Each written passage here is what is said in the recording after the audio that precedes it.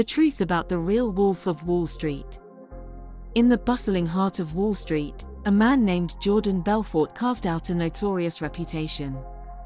His story of greed, deception, and excess is legendary. Belfort founded Stratton Oak Morn, a brokerage firm, during the late 1980s. With charm and cunning, he manipulated the stock market to amass an empire. The tactics used were ruthless and unethical.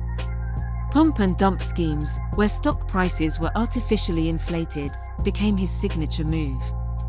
Investors were lured in with promises of sky-high returns. Little did they know, their hard-earned money was fueling Belfort's extravagant lifestyle. Lavish parties, luxury yachts, and endless streams of drugs became the norm.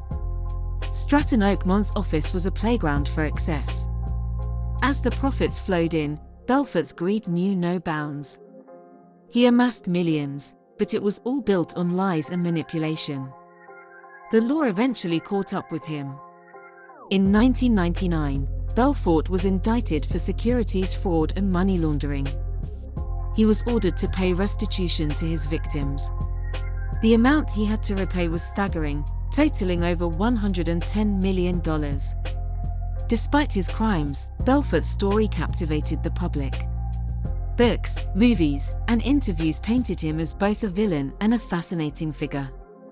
Years later, Belfort rebranded himself as a motivational speaker. Yet, the shadow of his past looms large over his new persona. The real Wolf of Wall Street stole not just money, but dreams and trust. His legacy remains a cautionary tale of unchecked ambition. As we reflect on his actions, it's crucial to remember the victims. Their losses serve as a reminder of the dark side of financial greed.